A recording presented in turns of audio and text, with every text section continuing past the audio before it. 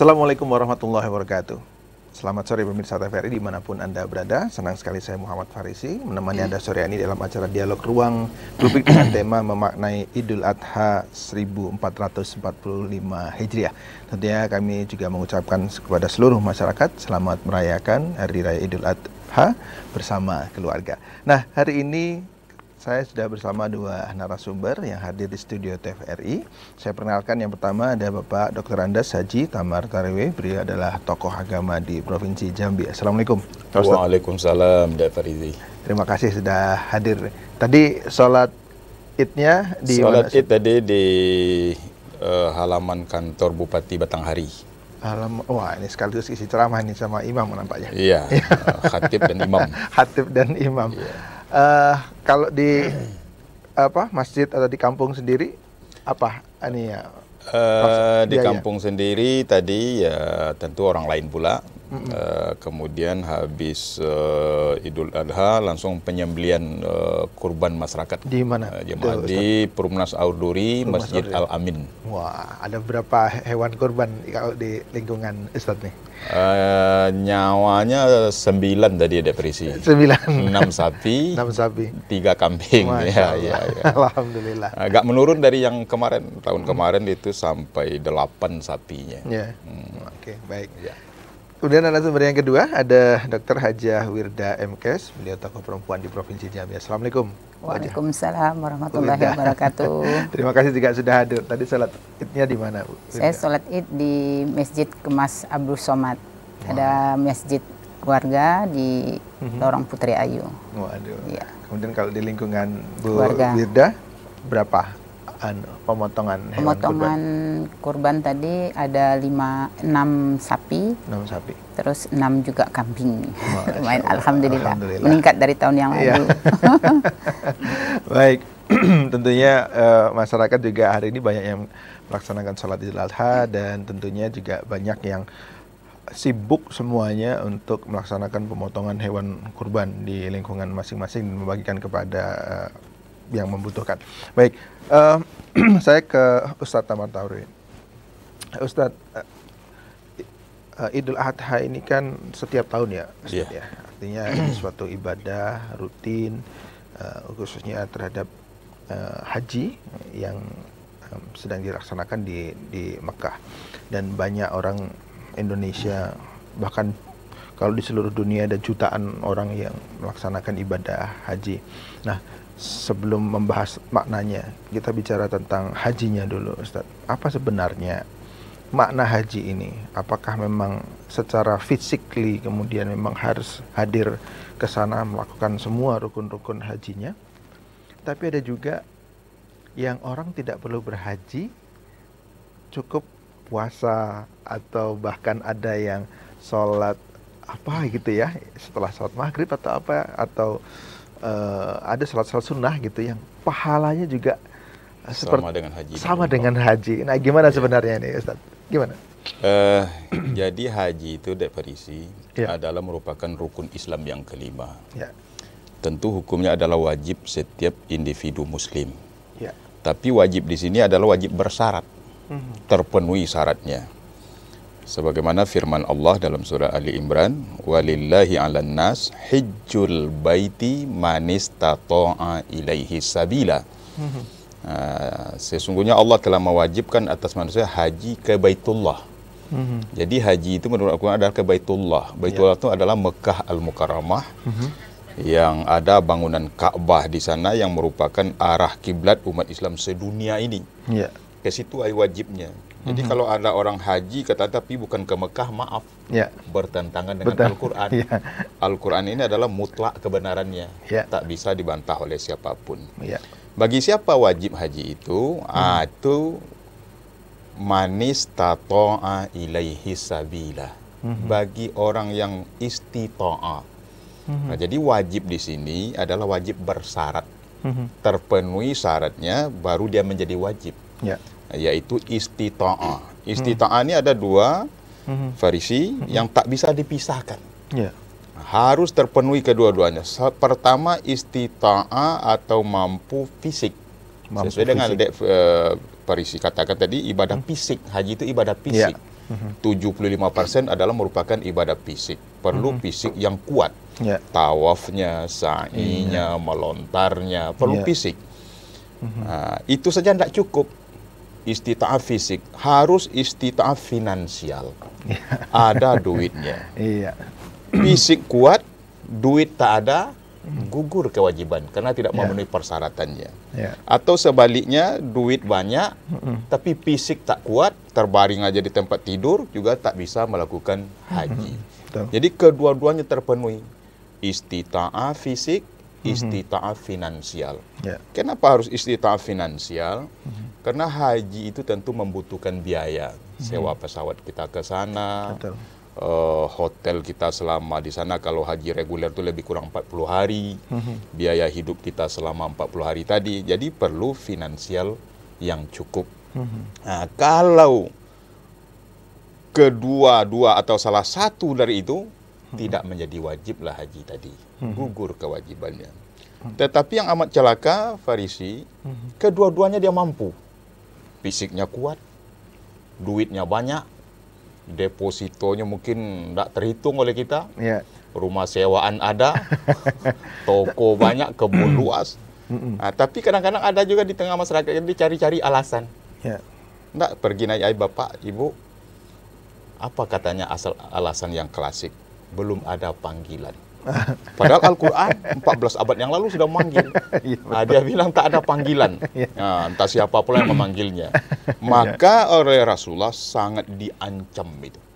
Orang yang mampu fisiklinya, mampu finansialnya, tapi dia tidak mau melakukan haji, cuma dua pilihan. Nah, dalam hadis Rasulullah katakan, man qadara alal hijju fatarakahu fala alaihi ayyamutu yahudian au nasranian. Bagi kau yang semacam itu, kata Rasulullah, cuma dua pilihan. Pilih saja bagi kamu matinya dalam keadaan Yahudi atau mati dalam keadaan Nasrani. Itu bagi orang yang istita'ah fisik dan finansial. Saya dapat dari ceramah di masjid ini. Dapat lagi, Masya Allah. Baik Ustaz, terima kasih. Nanti saya perdalam lagi tentang hajinya, tapi saya ke Bu Wirdah. Bu Wirdah, nah, kalau dilihat namanya tadi ada Hajjah Wirdah, berarti sudah pernah haji ya Bu Wirdah ya? Alhamdulillah. Alhamdulillah. Tahun berapa dulu Bu? 2008. 2008. Udah lama sekali. Bu Wirdah masih ingat apa yang mungkin bahasanya paling momentum apa yang paling apa ya? Bukan berkesan lah kira-kira gitu. Kan semuanya pasti berkesan, tapi apa di titik apa gitu yang Bu Wirdah ngerasa dekat sekali dengan Allah? Gimana? Itu pada saat kita melakukan tawaf ya, pada saat kita tawaf, kemudian pada saat kita melakukan ukuf di Arafah. Jadi pada saat ukuf di Arafah itu rasanya pokoknya rasa tidak mau kembali lagi seperti itu. Rasanya kita udah tidak ada lagi memikirkan apa-apa, karena pada saat di Arafah itu kita betul-betul khusyuk, betul-betul menyerahkan diri pada Allah Subhanahu Wa Taala. Karena pada saat di Arafah itulah puncak dari semuanya. Saya juga baca tadi sebelum kesini sekilas, jutaan orang gitu ya di seluruh dunia, semuanya sama, hanya menggunakan sehelai kain dua helai gitu, kira-kira tidak ada perbedaan kecuali ketakwaannya, kira-kira begitu beda. Nah, karena saya belum pernah. Mudah-mudahan kita sudah daftar. Kita doakan mudah-mudahan coba berangkatnya. Amin, insyaallah. Nah, Bu Wirdah, gimana rasanya di antara jutaan orang? Berarti kan seperti itu ya setiap tahun, Bu Wirdah. Jadi kita ngerasakan sama. Jadi semua orang itu sama. Pada saat itu kita menggunakan pakaian putih-putih, semua tidak ada satu lembar pun pakaian yang berbeda-beda. Jadi pada saat itu, kebetulan saya pada saat berangkat itu sebagai petugas ya, petugas kesehatan, jadi TKHI. Jadi memang di sana saya lihat seluruh manusia, seluruh dunia itu tidak ada perbedaan sama sekali. Semuanya sama. Kita tidak ada lagi memikirkan apa-apa sampai di sana. Jadi memang yang kita tinggal, yang apa yang selama ini kita punya itu tidak ada artinya sama sekali. Begitu sampai di sana itu memang semua sudah kita ikhlaskan seluruhnya. Jadi memang kalau sudah mikir orang sudah sampai di Mekah, itu rasanya nggak mau pulang. Gitu Bu ya? Iya, seperti itu. Jadi kalau sudah sampai di Ka'bah, ngelihat Ka'bah itu rasanya hati kita itu bergetar. Jadi kita memang sulitlah kita mau bicarakan ya Pak Ustadz ya. Jadi kalau memang apalagi pada saat wukuf di Arafah, kemudian mabit ya di Mina, kemudian kita pada saat di Musdalifah, itu memang rasanya tidak ada lagi yang bisa kita pikirkan. Jadi rasa tidak mau pulang. Begitu kita mau tawaf wada, semuanya rasanya kayak mana ya hati kita nih pada saat di sana. Bu Wirda, kalau ditanya capek enggak, Bu? Ada memang rasa rasanya capek? semuanya hilang capeknya itu. Tidak ada rasa capeknya sama sekali. Walaupun orang bilang capek, sakit, saya alhamdulillah selama di sana hampir 40 hari rasanya senang-senang saja. Malahan rindu pada saat tawaf wada, rasanya kok cepat sekali gitu. Tawaf perpisahan. Iya, tawaf perpisahan. Jadi kita udah ngerasain kapan kita ke sana lagi. Akhirnya kita ikut lagi umroh. Saking kita kepinginnya lagi melihat Baitullah. Jadi memang mengikuti ibadah haji ini memang benar-benar seperti kata Pak Ustadz tadi, bahwa fisik yang penting. Pada saat niat kita pada saat di awal bahwa kita ke sana memang melepaskan semuanya. Artinya kita berserahkan diri pada Allah, kita kerjakan semuanya dan kita tidak akan mengingat apapun. Jadi tidak ada pekerjaan ingat. Kenapa fisik? Apa karena banyak jalan atau apanya? Iya, karena sampai di sana kan kita harus karena kita kan hotelnya jauh, kita harus jalan kaki, terus kita kan tawaf orang banyak. Jadi kita bersama-sama seluruh Indonesia itu kan susah. Jalannya kan berimpit-impit, kan orangnya banyak. Iya, jalan harus berlari, harus jalan jauh. Misalnya seperti kita dari Mina mau ke Melontar, itu kan kita jalan itu sepanjang jalan itu orang rame. Jadi kalau kita tidak hati-hati, fisik kita lemah, ya kita akan diinjak-injak orang, jatuh dan terinjak. Ada potensi diinjak-injak. Iya, kalau kita lemah, pernah kuat, kejadian di Kawangan dulu itu ya. Karena saya kan kebetulan petugas haji, itu banyak sekali setelah pulang dari Melontar itu banyak yang jatuh sakit, bahkan ada yang meninggal setelah pulang karena mungkin fisik yang nggak kuat. Makanya memang benar fisik dan finansial, jadi harus kuat semuanya pada saat kesana. 2F berarti ya. Ya, kita betul-betul makanya sejak muda ya Pak ya, harus sudah berniat mau ke berangkat haji. Kalau udah tua sulit. Iya. Baik, saya ke Ustadz lagi. Ustadz, yang disampaikan Ibu Wirda tadi. Jadi puncaknya itu wukuf. Wukuf ini apa, Ustadz? Dan ngapain di sana? Kira tempat apa ini misalnya? Di wukuf itu puncak dari haji. Al-Hijjul Arafah. Nah, yang haji itu sebenarnya wukuf di Arafah. Tak sah haji seseorang kalau dia tidak melakukan wukuf. Wukuf ini apa, Ustadz? Jadi wukuf itu ada suatu tempat namanya Padang Arafah. Jadi berkumpullah semua jemaah haji. Yang sakit pun perisi dibawa ke sana. Kenapa di situ? Namanya safari wukuf. Jadi mereka itu supaya hajinya sah, mereka wukuf mungkin di mobil ambulan saja, kan begitu Bu Wirda ya. Karena begitu wajib. Dan begitu pula disitulah miniatur dari Padang Mahsyar mungkin. Kenapa kita katakan demikian? Benar yang dibilang Ibu Dr. Wirda tadi, bahwasanya tidak ada lagi perbedaan manusia di situ. Orang kaya kah, orang miskin, raja kah, presiden, segala macam sama. Karena sama-sama pakai pakaian tak berjahit. Mungkin itu gambaran dari kain kafan kita lah ya, Padang Mahsyar itu. Jadi tidak ada lagi orang yang paling dihormati, orang yang sama di situ status manusia ini. Apalagi di dalam hadis yang sahih di Arafah itu doa sangat makbul. Karena Allah turun dari langit ke-7 itu ke langit pertama membanggakan kita kepada seluruh malaikatnya. Wahai malaikat-malaikatku, coba kau tengok hamba-hambaku yang datang dari seluruh penjuru dunia. Ada yang berjalan kaki, ada yang merangkak, ada yang dengan kendaraan dan segala macam berkumpul hari itu. Jadi Arafah itu miniatur Padang Mahsyar lah Parisi ya. Jadi kita berkumpul di situ, salah satu merupakan wajib hukumnya bagi setiap jemaah haji melakukan wukuf itu. Baik. Ya, baik. Ustadz, kalau kita bicara haji, ini kan yang di Indonesia yang sering disebutkan Idul Adha, ada Idul Fitri, ada Idul Adha. Kenapa namanya Idul Adha? Apa maknanya nih kalau dalam bahasa Indonesia? Adha itu artinya kita juga melakukan kurban, di situ ada perintah kurban. Nah, jadi disebut juga hari raya haji dan disebut juga hari raya kurban. Jadi kalau Idul Fitri itu disebut adalah hari raya habis kita melakukan puasa, puasa Ramadan kan, itu Idul Fitri. Kalau hari raya haji ini disebut juga bahasa lainnya Idul Adha atau hari raya kurban. Berarti ada dua kegiatan, satu ada berhajinya, berhaji, satu malah jemaah haji itu juga dianjurkan yang mampu itu berkurban. Nah, yang kita yang tidak haji, yang belum istita'ah mungkin atau yang sudah melakukan haji, ya sholat di tempat kita masing-masing, di daerah kita masing-masing. Dan ada satu kewajiban lagi yang istita'ah juga tentunya yang melakukan penyembelihan kurban. Alhamdulillah tadi nampaknya hampir setiap masjid itu sudah melakukan penyembelihan hewan kurban. Namun 3 hari ini masih ada nih Pak Rizky. 3 hari ya? 3 hari, hari Tasyrik ini, 11, 12, dan 13 Zulhijjah, itu masih ada penyembelihan hewan kurban.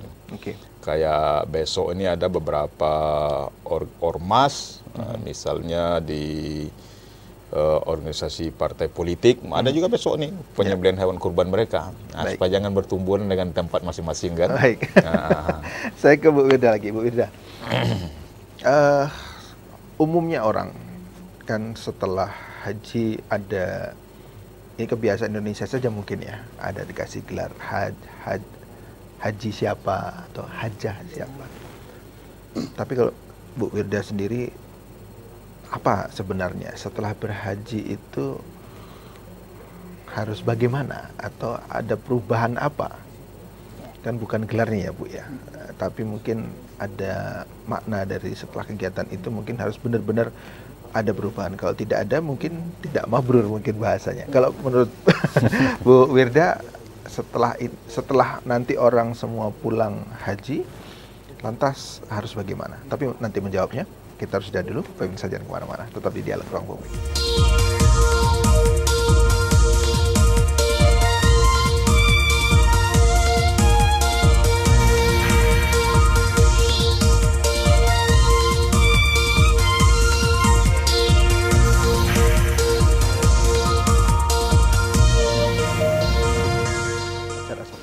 Terima kasih pemirsa, masih tetap bersama kami di Dialog Ruang Publik dengan tema memaknai Idul Adha. Saya kembali lagi ke Bu Dr. Hajah Wirda. Bu Wirda, jadi maknanya Idul Adha ini ada hajinya, kemudian ada kurbannya. Nah, kalau tadi hajinya, kan sekarang sedang melaksanakan prosesnya. Kemudian setelah itu pulang ke Indonesia, umumnya orang Indonesia akan memanggil haji, akan memanggil hajah. Tapi mungkin bukan itu poinnya ya Bu. Apa sebenarnya yang kemudian memaknainya itu setelah pulang? Jadi Pak Rizky ya, setelah kita berangkat ke Baitullah, di situ kita merasakan bagaimana kita merasa sabar. Sabar menghadapi semuanya. Di situ kita kan bertemu dengan orang banyak, kita harus berjuang. Artinya kita tadinya mungkin sholatnya tidak begitu khusyuk. Dengan kita datang ke sana dengan khusyuk, hati kita rasa tenang. Begitu kita pulang, kita sudah belajar bagaimana caranya berjuang, bagaimana kita sa'i yang bukan main susahnya ya. Kemudian bagaimana kita harus tawaf yang manusianya banyak, beda dengan umroh. Kalau umroh orangnya tidak begitu banyak, tapi kalau yang haji itu sangat banyak sekali. Bagaimana seluruh Indonesia, seluruh dunia hadir di situ. Itu muat ya? Ya, jadi mungkin kuasa Allah juga lah ya, kuasa Allah juga lah. Pokoknya sedikit cukup, banyak juga cukup, kan seperti itu. Terus, ya, jadi terus gitu. Kita sampai berapa tingkat? Jadi kita pulang juga ngerasakan bagaimana kita berjuang di sana sangat-sangat sulit. Dengan masalah sedikit saja kadang-kadang kita tidak sabar. Tapi di sana kita merasakan bagaimana kita hidup jadi sabar. Jadi bagaimana kita sabar, bagaimana kita menghadapi masalah. Karena sampai di sana kadang-kadang banyak sekali masalah. Apalagi pada saat itu saya menjadi petugas. itu banyak sekali masalah yang saya hadapi. Saya harus menghadapi itu dengan bijaksana, dengan baik, apalagi pada saat orang-orang tua, paling banyak pada saat itu jamaah kan orang tua. Kadang satu kamar sama satu kamar, kadang selisih paham. Nah itu bagaimana kita menghadapi orang-orang seperti itu. Nah begitu kita pulang, kita udah ngerasa, udah bisa menghadapi orang tua kita sendiri, yang kita hadapi. Selama kita di sana kan kita bisa menghadapi itu.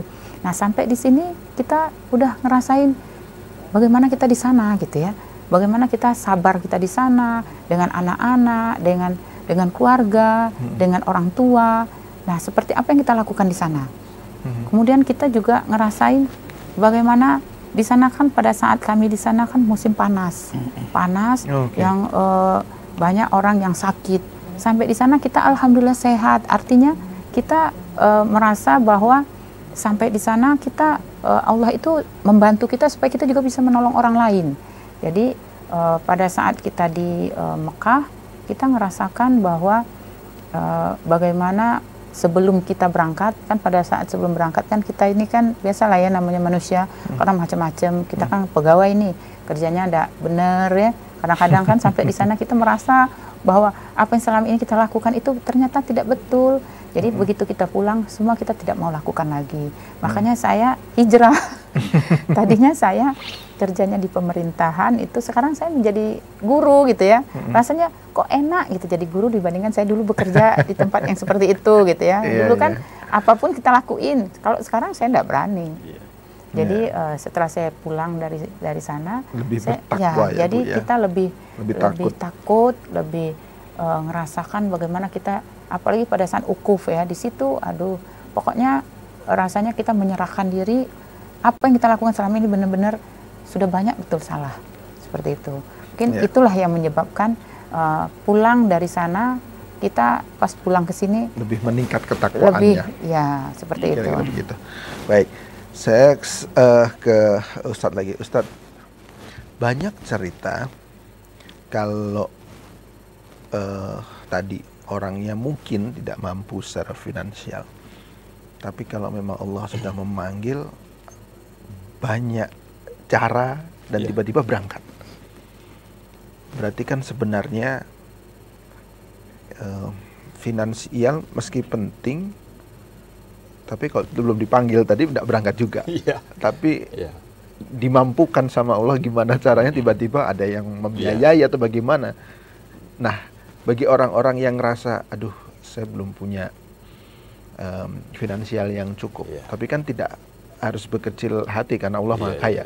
Nah, bagaimana itu, Ustaz? Nah, itu pentingnya di situ, di samping niat yang kuat, kita juga perlu ikhtiar dengan doa. Berdoa. Ada saya menengok di tengah-tengah masyarakat kita, apa doa yang dimunajatkannya setiap saat? Ya Allah, bisahkanlah dua kaki saya ini menginjak dua tanah harammu, Mekah Al-Mukarramah, Madinah Al-Munawwarah. Padahal dia hanya maaf, bukan kita mengecilkan, hanya seorang tukang beca. Tapi niat yang kuat tadi dibaringi dengan doa, kekuatan doa dan minta kepada Allah, ada aja melalui orang lain. Jadi saya dapat cerita itu melalui media juga. Beliau itu tukang becak dayung dan pakai setoran lagi. Becaknya punya orang. Gitu. Punya orang. Satu kali dia mangkal di sebuah hotel, bapak itu. Dari sore hampir subuh belum dapat pelanggan satupun. Dia sudah mulai agak risau dan cemas, apa yang tidak mau dibawa pulang untuk anak istri. Hari ini tidak ada penumpang satu orang pun. Tahu-tahu mungkin takdir Allah, turun penumpang tamu hotel ingin menengok kota Jogja. Itu di Jogja kejadiannya katanya menjelang subuh. Pendek cerita, begitu dipanggil tukang becak tadi, Pak, berapa ongkosnya keliling kota Jogja ini? Saya ingin menengok Jogja ini menjelang subuh. Saking pasrahnya supaya ada yang akan dibawa pulang oleh tukang becak tadi, berapa Bapak kasih, itulah rezeki saya hari ini. Tidak ditentukannya, berharap ingin dapat penumpang ini yang akan dibawa pulang untuk anak istri hari itu. Tidak disepakati. Kalau begitu baik, kita pergi. Baru separuh jalan, azan subuh masuk. Orang azan, tukang becak tadi mulai menyampaikan unek-unek dalam hati, Pak, boleh enggak saya untuk salat subuh berjamaah dan salat sunat fajar di masjid ini?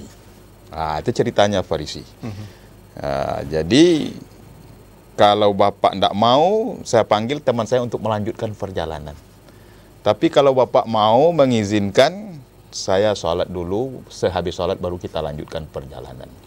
Akhirnya menyerahlah petamu hotel yang istimewa tadi, baik kita sholat aja bersama-sama.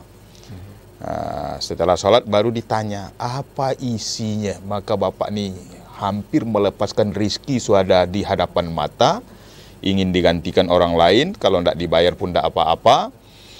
Akhirnya disampaikanlah, Ustadz saya bilang, sholat sunat fajar sebelum subuh itu kebaikan terkandung di dalamnya seisi langit dan bumi ini. Hanya beberapa rupiah yang saya harapkan, tapi saya lepaskan seisi langit dan bumi. Apalagi subuh berjamaahnya. Oh, mungkin hidayah yang datang kepada tamu hotel tadi. Maka dia dapat petunjuk yang luar biasa hari itu. Pelajaran yang sangat-sangat luar biasa yang belum ada selama ini didapatnya. Nikmat begitu banyak kepada saya, tapi saya kenapa kok ingkar, kok tidak patuh kepada Allah, salat saja sering saya tinggalkan. Dengan kejadian itu, akhirnya dia bertanya, Bapak, Mas, tukang becak, adakah niat untuk naik haji? Oh, kalau itu yang Bapak tanyakan, doa saya selama itu, itulah Pak. Allah bisa kalau dua kaki saya menginjak dua tanah harammu, Mekah Al-Mukarramah, Madinah Al-Munawwarah. Padahal secara logika tidak mungkin dia berangkat karena finansialnya tidak mendukung. Tapi karena Allah yang menggerakkan hati orang yang dapat hidayah tadi, tamu hotel rupanya pengusaha kaya, Bapak dan istri Bapak, saya yang menghajikannya. Sehingga tersungkur sujudlah tukang becak tadi, Allah, doa saya sudah Engkau ijabah. Jadi betul yang Dek Perisi katakan tadi, walaupun tidak mampu secara fisik dan finansial, saudara-saudaraku dimanapun Anda berada, pasang niat yang kuat dan doa. Kekuatan doa ini mungkin bisa melalui orang lain, mungkin bisa melalui anak kita nanti, mungkin bisa juga Bu Irda melalui cucu kita ya. Tuh, Nek berangkat Datuk, saya ada rezeki ini, pergi Nek haji kita.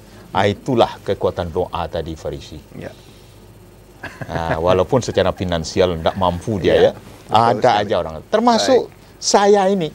Saya berangkat dulu tahun 2003. Sebelum saya di anggota Dewan itu. Memang secara finansial saya tidak mampu. Tapi doa saya, Allah bisalah saya untuk melakukan rukun Islam yang kelima ini. Melalui tangan orang lain juga Farisi. Yaitu Pak Gubernur Jambi itu Haji Zulkifli Nurdin almarhum. Saya berterima kasih kepada beliau. 2003 melalui TPHD saya diberangkatkan. Baik. Ini kalau dikupas terus tidak cukup waktu kita dia pakai. Baik, ke Bu Wirda lagi, Bu Wirda. Tadi disampaikan ada hajinya Idul Adha ini, kemudian ada kurban. Nah, pada saat kita bicara kurban ini selalu kita dengar kisah-kisah Nabi Ibrahim dengan istrinya waktu pertama kali hijrah ke Mekah, kemudian Siti Hajar ya, Siti Hajar ditinggal gitu ya. Dan ada dialog di situ yang sering kita dengar pada saat khutbah-khutbah bahwa kalau ini memang ini keinginan siapa meninggalkan saya di padang gitu ya, di gurun pasir yang sangat panas sendirian gitu. Kalau memang ini perintah Allah, berarti Allah yang akan jaga saya, kira-kira begitu. Nah, banyak yang selalu kita dengar kisah-kisah seperti itu.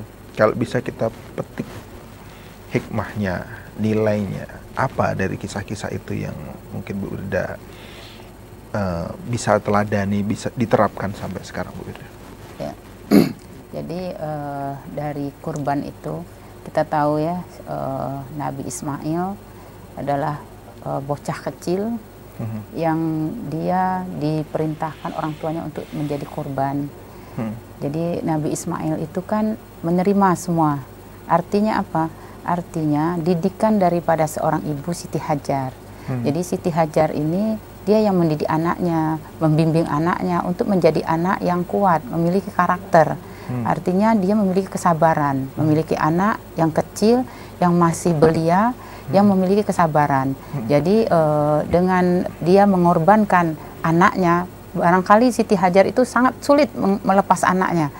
Karena dia kan anak yang diharapkan, anak yang dia didik, yang dia asuh setiap hari. Begitu dia sudah jadi anak yang belia, dia harus mengorbankan anaknya. Jadi bagaimana seorang ibu, seorang perempuan yang sudah mendidik anaknya dengan baik, dengan lemah lembut. Karena bahasa ibu itu pasti akan didengar oleh seorang anak. Jadi dengan kurban ini artinya ibu-ibu sebaiknya memberikan didikan kepada anak-anak agar anak-anak itu nanti memiliki memiliki karakter seperti Nabi Ismail alaihissalam. Jadi memang di dalam pengorbanan ini tidak lepas dari komunikasi antara suami dengan istri dan anak.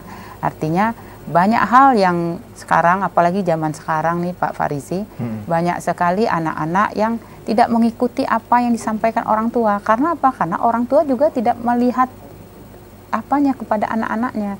Karena sekarang orang tua banyak yang ibu-ibu yang milenial, ibu-ibu yang tidak pernah mengasuh anaknya, udah diserahkan ke sekolah saja. Padahal pendidikan itu justru di rumah tangga itu yang paling penting. Seperti Siti Hajar, dia mendidik anaknya supaya seperti Nabi Ismail, dia mau mengorbankan dirinya, padahal dia sudah tahu bahwa ini sudah perintah Allah loh, ini perintah Allah. Jadi kalau perintah Allah, kan bisa saja bapaknya langsung saja sembelih anaknya. Kenapa harus komunikasi dulu sama istri? Kenapa harus komunikasi dulu kepada anak? Artinya anak itu diajak bersama-sama. Jadi anak itu jangan kita anggap adalah harus kita jas, tidak begitu. Tapi anak itu kita ajak berkomunikasi, kita ajak bersama-sama. Tapi dengan karakter orang tua juga harus bagus gitu. Jadi zaman sekarang kan susah tuh Pak Farizi. Zaman sekarang orang tua milenial banyak tuh Pak Ustadz. Jadi didikannya sudah serahkan sekolah saja. Nanti pulang ibunya ya urusan ibunya lah, pegang HP semua pada sendiri-sendiri, bapaknya sendiri, ibunya sendiri, anak sendiri. Nanti udah belajar sudah seperti itu. Padahal tidak begitu. Nah ibu-ibu, nah inilah peran daripada seorang ibu, seorang Siti Hajar yang bagaimana mendidik anaknya sehingga anaknya menjadi anak yang soleh, anak yang sabar, yang siap dia mengorbankan anaknya sendiri. Dia mengorbankan Siti Hajarnya walaupun dia sangat sayang serabat anaknya. Padahal dia sangat sayang nih, anak yang diharapkan, anak yang dia sangat dia sayang. Tapi dia siap untuk mengorbankan itu. Baik, Wirda. Saya ke Pak Ustadz. Melihat ceritanya Bu Wirda tadi, kalau sholat itu tiang agama, perempuan atau ibu itu ibaratkan tiangnya negara. Ya. Rusak perempuannya, rusak ibunya, rusaklah, hancurlah negaranya. Kira-kira begitu, Ustadz. Nah, kita kan umumnya ya Ustadz ya, tidak pernah belajar berkeluarga yang baik, membaca buku atau apa gitu ya, menjadi suami atau menjadi ibu. Yang dilihat adalah bagaimana dulu orang tua mendidik, kemudian biasanya itu yang kurang lebih diterapkan. Karena jarang memang benar-benar membaca buku tentang gimana jadi suami atau ibu atau berkeluarga yang baik. Nah dari nilai keluarga ini Ustadz, ada Nabi Ibrahim ya, ke istrinya, kemudian Nabi Ismail. Apa yang bisa kita petik kemudian kita terapkan di keluarga kita masing-masing Ustaz. Tapi nanti menjawabnya kita harus lihat dulu. Pemirsa tetap di Dialog Ruang Publik.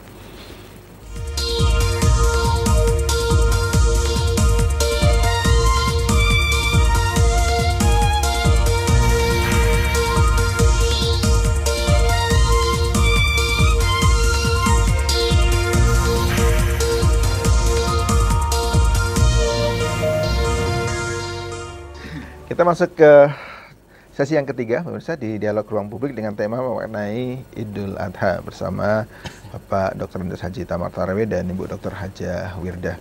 Saya lanjutkan kembali. di segmen ini kami juga mengundang Anda untuk berdialog bersama kami di line telepon 0741 66385 atau nomor telepon yang ada di layar televisi Anda. Oh, sudah ada penelpon, kita sapa dulu Ustaz. Assalamualaikum, selamat sore. Selamat sore, Ya. Pak Rizie. Baik. Dengan siapa di mana, Pak? Dari Yudi di Tanai. Oh, suaranya agak beda sore ini Pak Yudi. Silakan Pak Yudi. Ya, ini HP-nya baru nih Pak Rizie. Silakan Pak Yudi. Ya, terima kasih Pak Rizie Ya. atas waktunya. Pertama, saya menyapa dulu nih yang terhormat Bapak Ustadz Dr. Endas Haji Tamar Taraweh. Tokoh masyarakat Jambi yang saya hormati. Dan di samping Bapak Tamar ada Ibu Dr. Hajah Wirda, ya, tokoh perempuan Jambi. Ini strong woman ini, yang saya hormati. Pertama-tama ya tentu saya mengucapkan selamat Hari Raya Idul Adha 1445 Hijriah tahun 2024. Ya, saya mengucapkan mohon maaf lahir batin, minal aizin wal faizin, terutama bagi insan-insan TVRI dan masyarakat Jambi seluruhnya. Ya. Yang kedua, saya coba untuk mengangkat studi kasus saya ini berkaitan dengan naik haji. Ya. Alhamdulillah saya sudah melakukan umroh Pak Imparci dan Bapak Ibu narasumber. Nah, umur saya pada hari ini sudah 64 tahun. Dan tentu saya sudah mendaftar untuk menunaikan ibadah haji tersebut di pemerintahan. Namun alhamdulillah masih antri. Terus terang saya tidak akan mau menggeser, karena menggeser dosa besar. Saya menurut aturan. Nah, pernah saya tanyakan kepada ya orang-orang yang paham tentang ini, Ustadz, bahwa apabila dalam perjalanan saya sudah mendaftar, bahwa saya meninggal dunia, bahwa saya sudah punya niat, sudah berhaji. Nah, ini yang perlu saya tanyakan kepada Ustadz Dr. Endas Tamar Taraweh, apakah memang betul itu adanya? Kalau itu memang betul, ada ayatnya, ya alhamdulillah. Ya kan? Biarlah saya meninggal, tapi ya saya sudah naik haji. Gitu. Ya. Itu yang pertama. Dulu setahu saya ya di tahun 2000 itu ya, ini persoalan kedua. Ya ada sertifikat ya, orang-orang sudah turun dari haji itu diberikan sertifikat. Saya tidak tahu setelah tahun-tahun berikutnya sudah tidak ada lagi sertifikat. Itu ada di Pampangan orang tahun 2000 itu. Orang tua saya itu ada sertifikat dia menunaikan ibadah haji. Tapi di belakang ini tidak tahu apa alasannya tidak diberikan sertifikat lagi. Nah, kembali kepada persoalan yang tadi dibahas masalah haji.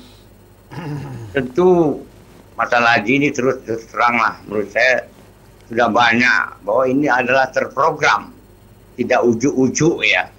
Kita bayangkan orang tukang ikan, tukang apa aja sampai 12 tahun bisa menunaikan ibadah haji dipanggil kan begitu.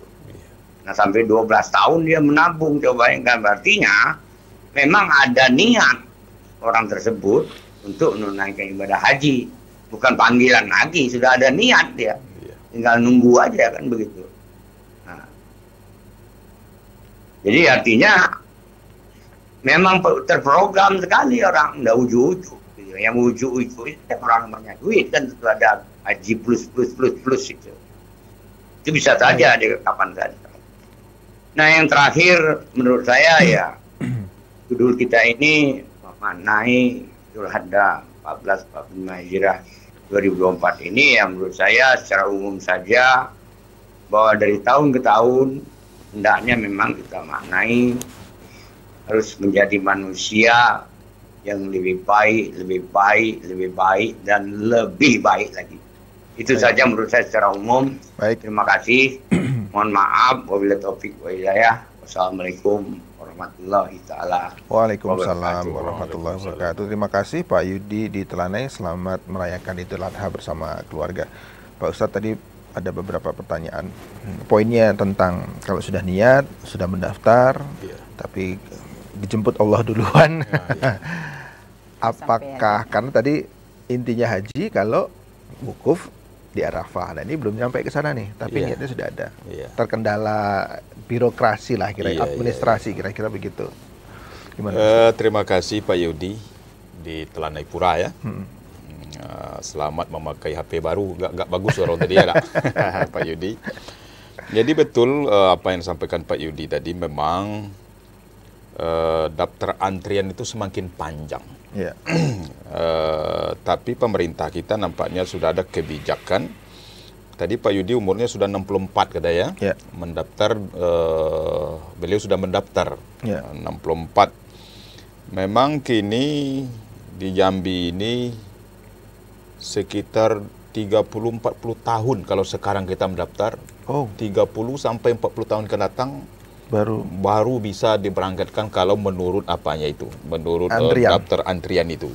Tapi Pak Yudi jangan cemas, pemerintah kita nampaknya sudah bijak. Sekarang diprioritaskan Bu Wirda yang sudah berusia lanjut terlebih dahulu. Kayak Pak Yudi tadi sudah 64, kalau sudah mendaftar, beliau nanti mungkin ada yang lebih muda, kayak Farisi lebih muda, mungkin agak dianukan keberangkatannya, didahulukan yang sudah berusia lanjut tadi. Kalau di Indonesia ini, kata teman-teman saya, yang paling panjang daftar antrian itu di Sulawesi. Sulawesi itu sudah sampai bisa 100 tahun katanya. Kalau ini sekarang umur 60 tambah 100, 160. Bagaimana kalau kita meninggal sebelum berangkat? Jadi apa yang dilakukan itu sudah betul. Karena ada hadis Rasulullah memang, man qadara 'alal hijju fatara kau fala alaihi ayyamutu yahudian au nasranian tadi. Barang siapa yang mampu haji tapi dia tidak melakukan haji, kan dua pilihan tadi. Berarti dia sudah terlepas dari pilihan apakah mati Yahudi dan Nasrani. Tidak itu lagi. Minimal penjawab tanya malaikat itu sudah ada dia. Kenapa Bapak tidak melakukan rukun Islam yang kelima? Bukan tidak melakukan, niat sudah ada, malah sudah mendaftar. Tapi rupanya sebelum keberangkatan sampai, malaikat maut terlebih dahulu datang kepadanya. Jadi dia tidak dicap lagi tentunya mati dalam keadaan Yahudi atau Nasrani tadi. Mudah-mudahan sudah terlepas itu Pak Yudi. Jadi walaupun kita misalnya secara fisik tidak berangkat, tapi niat kita sudah ada dari jauh-jauh hari, malah sudah mendaftar beliau tadi ya. Kalau Allah takdirkan misalnya pendek umur kita, penjawab tanya malaikat tadi sudah ada kita. Bukan tidak melakukan, tapi sudah ada niat dan sudah mendaftar. Cuma ya sebelum malaikat maut datang, haji belum bisa dilakukan secara fisik. Pak Ustadz, tadi ada juga sedikit pertanyaan tentang Haji Plus.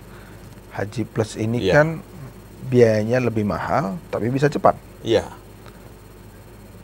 Kebijakan ini sudah tepat atau kurang tepat kalau menurut? Jadi bagi mereka, artinya bagi yang tidak punya, antrinya sangat lama sekali. Tapi kalau memang punya rezeki yang lebih, memang kaya, kemudian dia bisa berangkat kapanpun gitu. Ya memang ada kebijakan pemerintah Arab Saudi nampaknya bagi mereka yang punya kemampuan lebih. Ini kemampuan lebih ya. Kayak kontraktor, yang petani, yang sawitnya luas. Kontraktor sekali tekan kontrak itu kan ratusan miliar kadang-kadang ya dah keuntungan itu. Mereka mungkin tak kepingin juga matinya dalam keadaan Yahudi dan Nasrani tadi. Maka dia mendaftar Haji Plus. Haji Plus memang tidak lama menunggu biasanya itu. Tidak lama menunggu, cepat keberangkatan. Memang itu ada jalurnya haji-haji khusus itu. Itu undangan biasa dari pemerintahan Arab Saudi. Tapi pembayarannya mereka agak lebih dari haji reguler. Kalau reguler sekarang mungkin sekitar 50 juta Bu Wirda ya. 50 jutaan lebih kurang. Kalau Haji Plus itu ya di atas ratusan. 2 kali lipat. 2-3 kali mungkin lipat. 3-4 kali lipat. Ada yang 300 juta katanya, ada yang kalau 300 juta agak cepat berangkatnya. Kalau 100 atau 200 juta itu mungkin 5 tahun yang akan datang baru bisa berangkat. Jadi itu tidak mengapa bagi mereka yang mampu finansial ada, takut nanti semakin panjang. Kalau dari reguler kan semakin panjang ya antriannya. memenuhi undangan dari pemerintah Arab Saudi tersebut. Baik, Ustadz. Saya lanjutkan pertanyaan saya tadi. Kita lihat dari keluarga ini, keluarga Ibrahim, ada Siti Hajar, Ismail yang dikisahkan tentang ibadah kurban ini.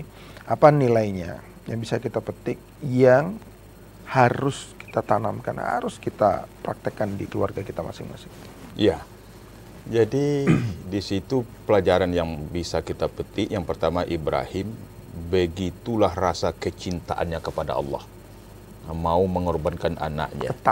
Ketaatan atau rasa kecintaannya melebihi dari segala-galanya. Dan Ismail di situ pula pelajaran yang kita petik, kepatuhannya kepada orang tuanya dan kesabarannya menghadapi perintah Allah. Nah, jadi makanya Nabi Ibrahim ini dalam sejarah, dalam Al-Quran pun dapat kita baca itu, lama maka dapat anak. Lama sekali. Setelah nikah tuh hampir 80 tahun sudah nikah, belum dapat anak. Tapi dia tidak lupa berdoa. Dalam surah As-Saffat bisa kita lihat itu ayat 100, Rabbi habli minas shalihin. Dia selalu berdoa dan munajat, ya Allah, anugerahilah saya anak yang saleh. Nah, kapan Allah kabulkan doanya? Kapan dikabulkan? Kita jeda dulu. Harus jeda dulu nih. Harus jeda dulu. Masih ada satu segmen lagi. Pemirsa jangan kemana-mana. Tetap di Dialog Ruang Publik.